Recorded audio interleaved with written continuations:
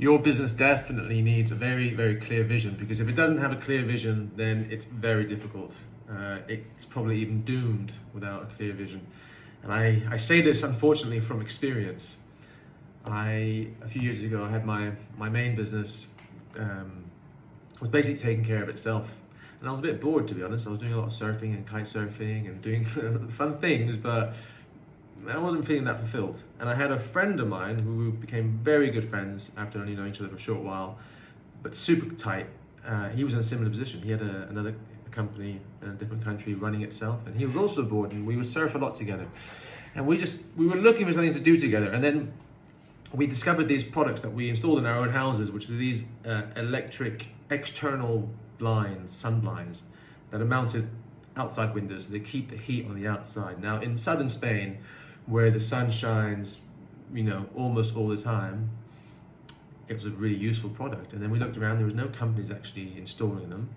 And we had a supplier in China, and we just thought this could be a really cool business. We can hire a crew to do the installations, and off we go. We'll start selling ourselves because we've got nothing better to do, and it gets us out there, and we'll go to houses and try and sell the product. And if we get some sales, great. Anyway, we did the marketing, set up a company, incorporated it in Spain, and then it came to trying to sell, and nobody was buying because they were really cool, a very cool product, very useful product as well, but they were just too expensive after shipping and costs and installation as well.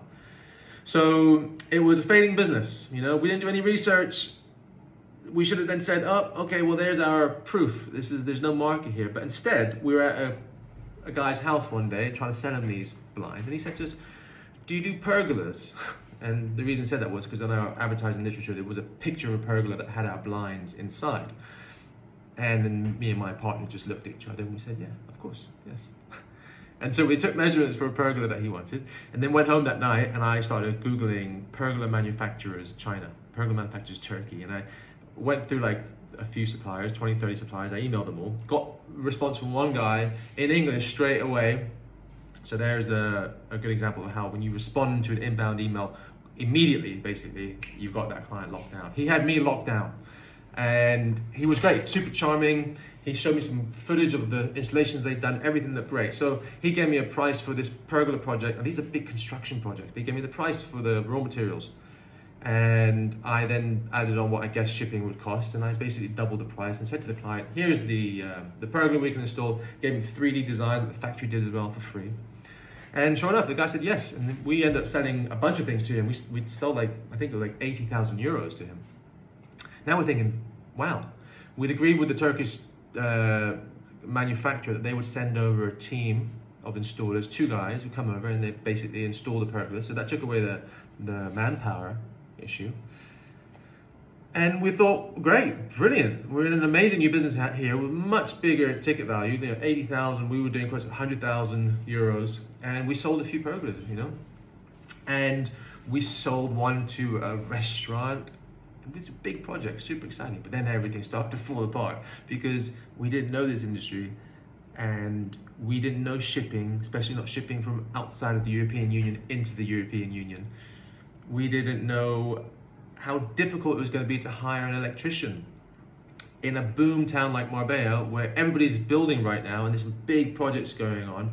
Electricians are making like 150, 200 grand a year right now.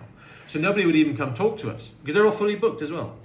So there's so many things that we didn't realize. We had a 2-month shipping delay with a client we promised to install a roof for Christmas. So many problems. And although our margins were big, I think we were marking up like sometimes double up or 3 times up. It was eaten away because we had to pay so much to rectify all the mistakes in installation because the craftsmanship from the factory guys, not good enough. So we had to hire extra people to come and finish. For the delays, for refunds, sometimes we'd have to give a client back a portion of the money because it just wasn't good enough. And these are all issues that came about because this is an industry that we had no idea about, that we kind of treated as a side business. We didn't want to work too hard either. We had to maintain our lifestyles. Everything was wrong about this business. We should have said no as soon as that first product didn't start selling. Instead, we let pride get in our way. We didn't have a clear vision. We didn't have a clear plan. And we try to wing it, and unfortunately, winging it doesn't work. Actually, fortunately, winging it doesn't work. And I learned that the hard way. So this is what I do now. I have another business that has been very successful, turning over millions, employed 30 staff,